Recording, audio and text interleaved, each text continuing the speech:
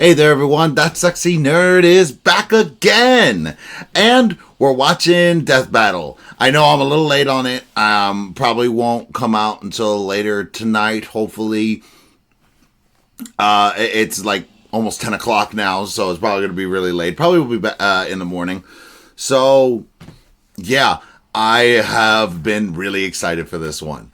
It is Silver Surfer versus Martian Manhunter. I kind of think Martian Manhunter is going to win, but Silver Surfer also has some tricks up his sleeves.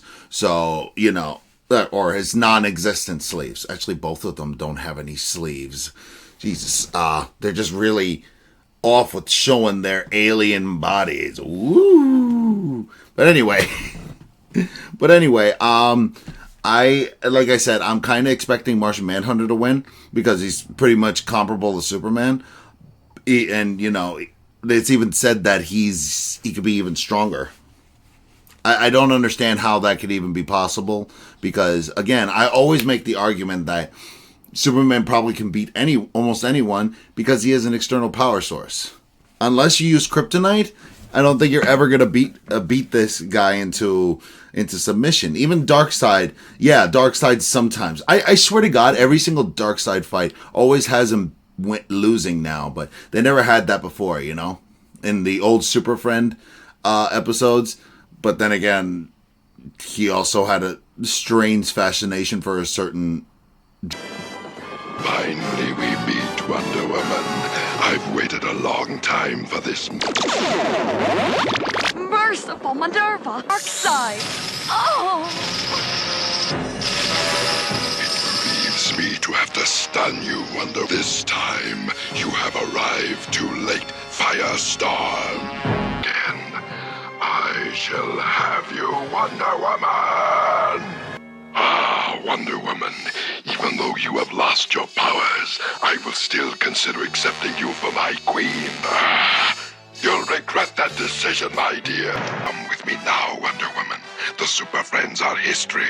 Darkseid, look! It's Wonder Woman! Wonder Woman, alone. I thought you would be interested. We must not lose her. Alone can save you from Brainiac, if you are willing to be my bride. Holy proposal! Problematic. But anyway, let's not discuss that anymore. Let's just get into the episode. I'm really excited. So please smash that like button if you want to see more sexy and nerdy content, and subscribe if you think I deserve it. And let's do this thing, y'all. Martian Manhunter, DC's Space Ranger. The Silver Surfer, DC's Marvel's Space Ranger. Sentinel of the Spaceways. The depths of space hold secrets beyond our comprehension, but these sage superheroes have seen more of it than any of us could ever hope to. He's Wiz and I'm Boomstick. And it's our job to analyze their weapons, armor, and skills to find out who would win a death battle.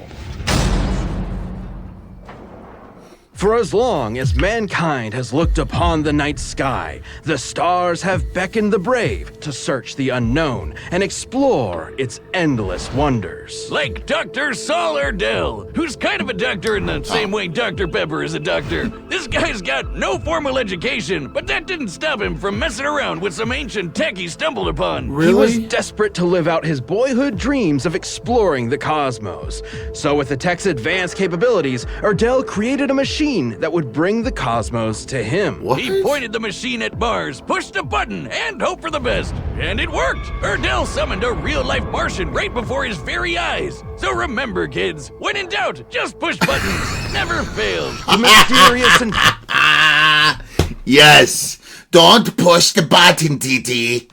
powerful alien known as J'onn J'onzz, the Martian Manhunter, immediately started using his incredible powers in front of the Doctor, like mind reading and shape-shifting. Which was just the tip of Erdell's discoveries. Turns out, Martians have complete control over their bodies and can transform into practically anything, like a freaking dragon, an exact duplicate of Wonder Woman down to her central nervous system, What? or even a totally generic green monster that loves choco cookies. They can Really? also shoot lasers from their eyes, Hulk. fire psionic blasts, turn invisible, and phase through anything. Even Green Lantern constructs and force fields that Superman couldn't get through. On top of all that, they've got a crazy healing factor. John has regenerated back from a single limb, tiny pieces, or even a puddle of goo. This display of awe-inspiring power overwhelmed Dr. Erdell's poor human heart and caused him to die in the Martian's arms. Damn! Well, at least he accomplished his goal before he bit the dust, right?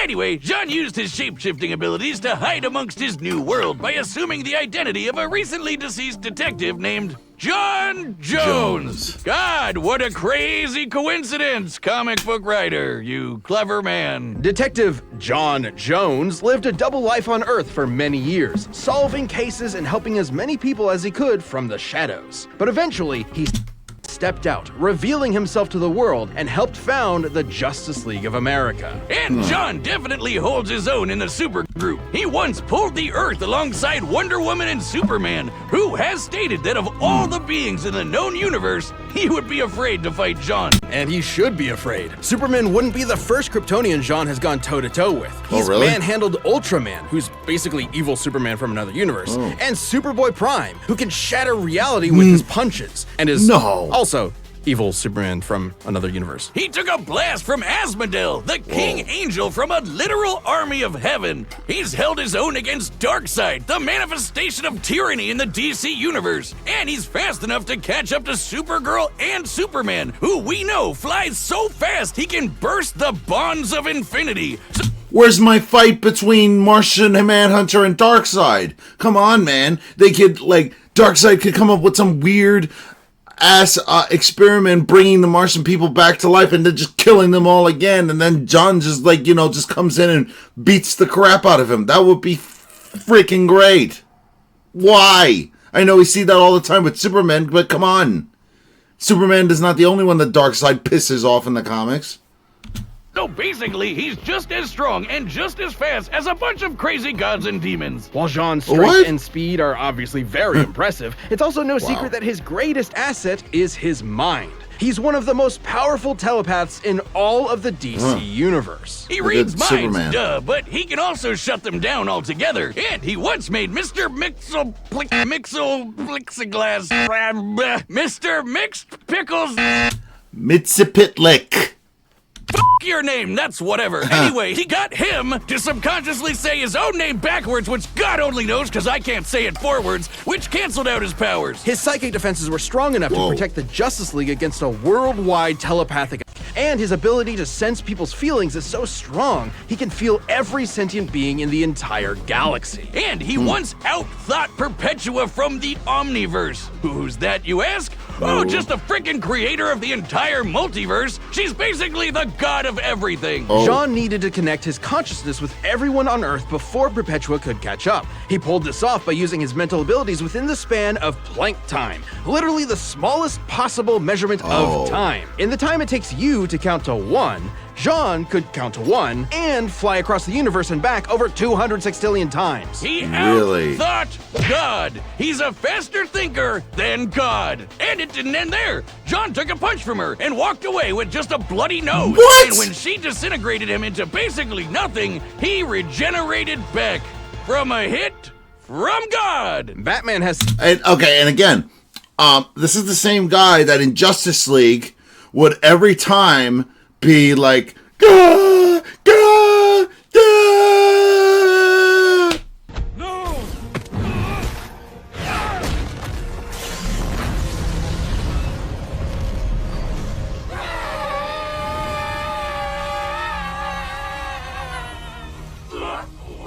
Every single time, John Jones is either electrocuted or set on fire in that. It's ridiculous. Said that in order to kill Jean for good, you would have to literally destroy every single atom in his body, one by one. Or fire? Damn! If I didn't love alliteration so much, I'd say we change this guy's name to Martian God Hunter or something. He's basically invincible, right? Not quite. Not Jean really. is not without weakness. He has a very real vulnerability to fire. At times, it has completely overwhelmed him to the point where he loses control of his body. And not just literal fire either. John was once tricked into just thinking he was surrounded by fire, and that was enough for him. Even still. You see, I remember that too. That's why I'm like, they nuke him in the most embarrassing ways because he's too powerful. Jean has been able to overcome this weakness. He's fought enemies with fire abilities and even taken hits from fire attacks, which leads me to believe the weakness, while potent and still able to cause real physical harm, is mainly psychosomatic. What are you doing? I heard what you said. Weakness to fire is just in your head. I'll be a living god! Another win in the mind column for sure. And to think there's a whole planet of these guys out there. Unfortunately, that's most no of them longer are the dead. case. Before Dr. Erdel's strange experiment, Jean's own brother used the Martians' telepathic connection to each other against them, and the entire planet was plagued with Hronmir's curse. As long as they stayed telepathically connected, every Martian was vulnerable to a mental fire that would overwhelm them and burn them from the inside out. Which sadly worked very well, because the fear of fire is something Jean shares with his fellow Martians. Centuries earlier, the Guardians of the Universe, a group of immortal aliens who run the Green Lantern Corps, feared that the Martian race could become too strong. So they programmed the Martians with that genetic weakness to fire. Jean was able to survive the fiery curse by cutting off his mental connection to his people, including his family. Unfortunately, his wife, Myria, and their daughter couldn't live with the isolation, and he had no choice but to watch them give in and burn alive. Oh! Damn. Racked with grief and survivor's guilt, Jean was left to wander his homeworld all alone. You know that episode of Justice League, that was my introduction to him, and what an opening it was, and I never knew it was that bad still. Ooh. Oh. It's just, I can't imagine that curse on my worst enemy. His only solace being shape-shifting into his lost loved ones to convince himself they were still alive. That's Oh my sad. god! Jesus, John!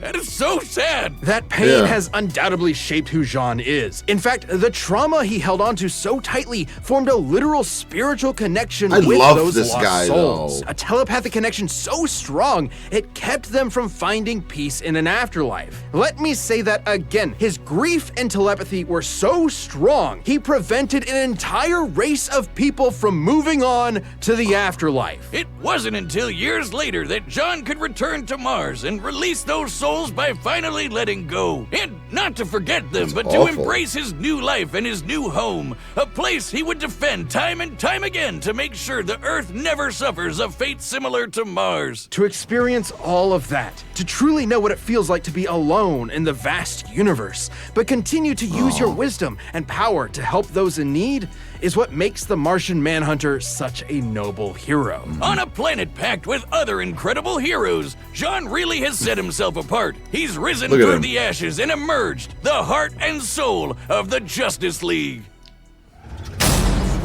And that I'll never see a good movie with him on it. Like, seriously, bringing him back and doing an actual story and making it so painful.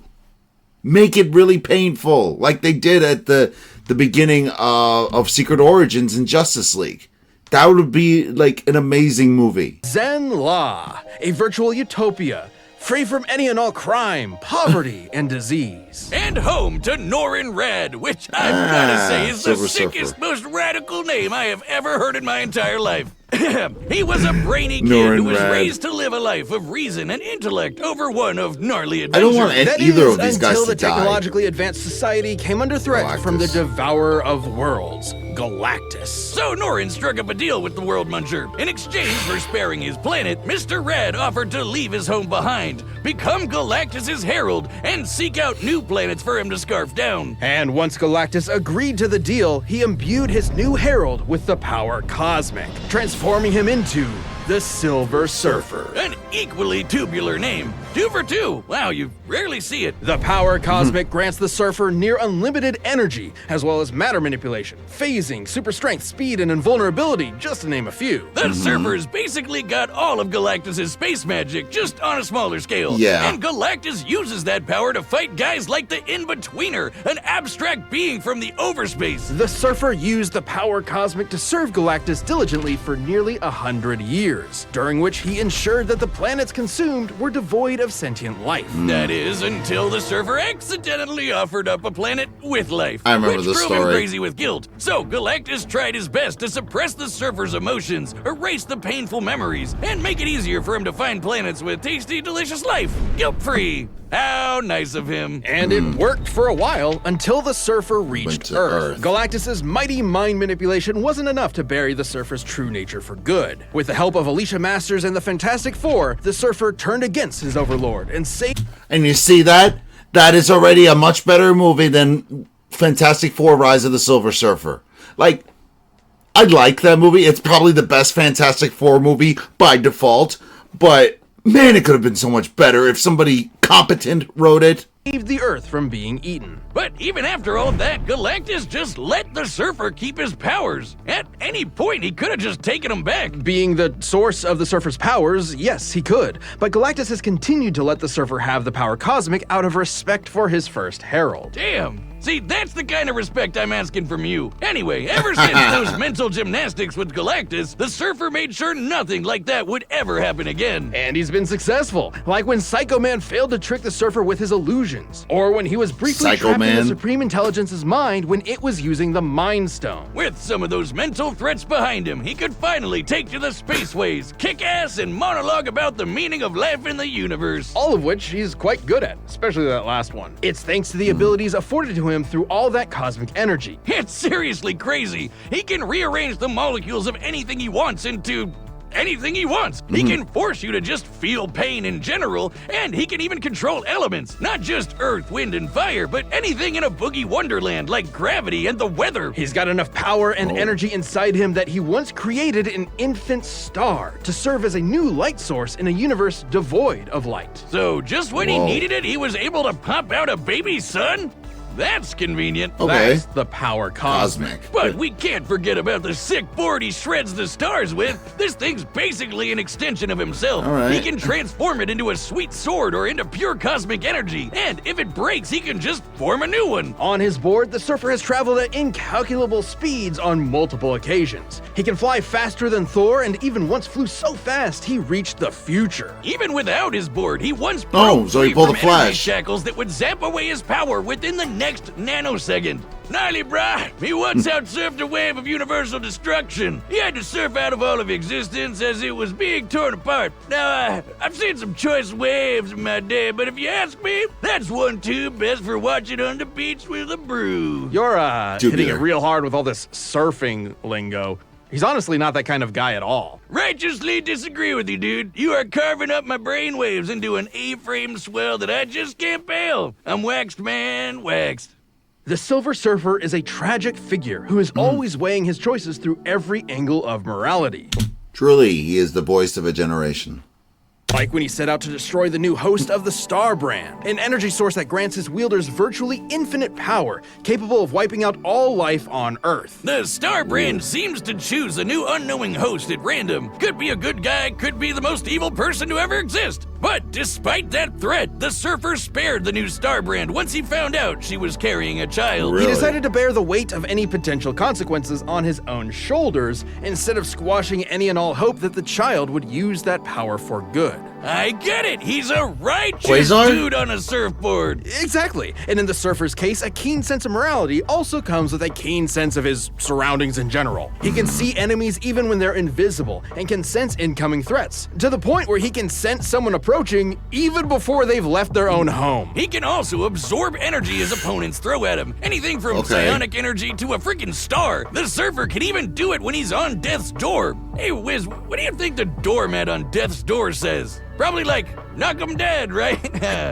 What are you talking? Now, it does take a lot to get the surfer to Death's door. He's taken a blast from the Infinity Stones, survived being smashed into pieces, crashed into the Big Bang, and played catch with a star. He caught it and then threw it right back at that punk Deadpool. What? I hope you like a big ball of gas in your face, you tool. Reed Richards, the smartest man alive, has said that the surfer is probably the most powerful being in all the galaxy. And even after years spent drifting through the galaxy, Probably. he's still built strong bonds, like with the Fantastic Four, the Defenders, and with people people like Dawn Greenwood. But somehow, he always ends up alone in space, searching for answers, searching for beings that need his help, searching for something that could replace the home that he lost all those years ago. Where's my Silver Only Surfer to be movie? weighed down by the guilt of his servitude and the pain of his sacrifice, which was ultimately done in vain. Cause it doesn't seem to matter what the surfer does. Zenla is destined for destruction. At this point, his home world has been destroyed 4 times over. Despite it all, this tragic hero still manages to take everything in stride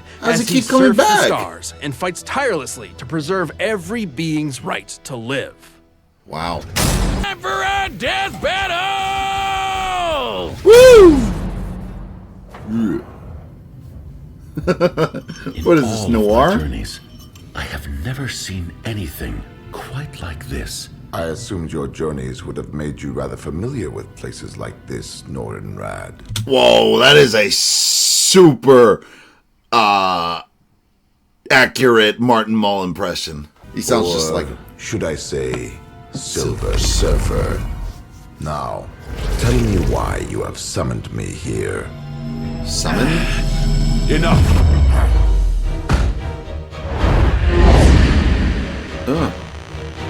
I love this. What are you hiding?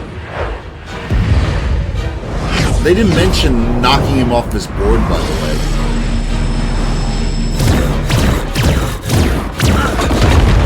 Tell me your secrets. I must end this. I still kind of think Martian has this one, but Silver Surfer does have a chance too.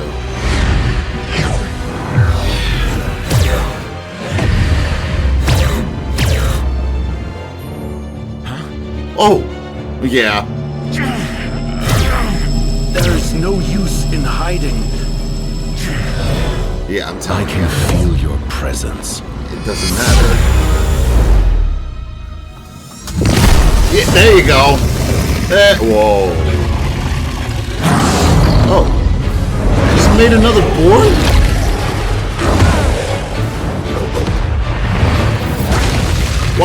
Why couldn't you do that in Fantastic Four Rise of the Silver Surfer?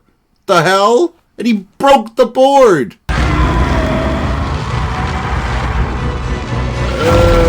Yeah. Oh.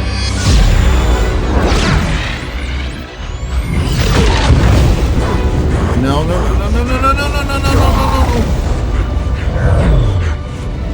Nothing can best Martian might.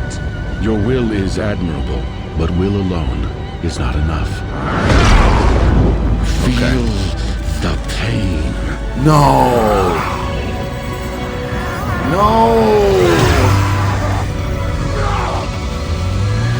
Oh, he got him, didn't he? You and I possess the same knowledge. That only one of us can survive, and we know not why. I hope you can live with the uncertainty. Oh, okay. Victory comes with no certain satisfaction. I may never know why we were made to fight. If violence is ever truly justified, but perhaps there is something worthy in the battle. Myria. No. Something beyond my understanding. Wow. Shit.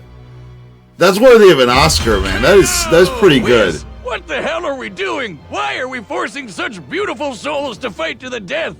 Both the Silver Surfer and the Martian Manhunter were two extraordinarily powerful Wow. beings, each with very wide power sets. So they both had counters for almost everything they could throw at each other. They could both phase through objects, rearrange molecules, and regenerate their own bodies. But arguably the biggest thing on the Martian Manhunter's side was his formidable telepathy. The Surfer has had his memories erased and his emotions manipulated by Galactus. So it would stand to reason that Jean could pose a mental threat to the Surfer. But the Surfer has resisted mental attacks many times. When Psycho Man played on the Surfer's guilt and pretended to be his lost love, the Surfer saw right through it. And Really? the Supreme Intelligence's mind when it was using the frickin' Mind Stone. These two could have gone Wow. toe-to-toe around the universe for a long time. But when it came down to it, the question was, who had the power to put the other down for good? They both have some serious healing factors and have come back from basically nothing. But if ending Martian Manhunter meant destroying his every atom one by one, the Surfer has the means to make that happen thanks to the seemingly endless well of energy that is the power cosmic. It's truly an overwhelming source of unlimited power. Wow. And outside of Galactus stripping the power away from him, the Surfer is never without it. It's like a battery. Even if Jean could drain all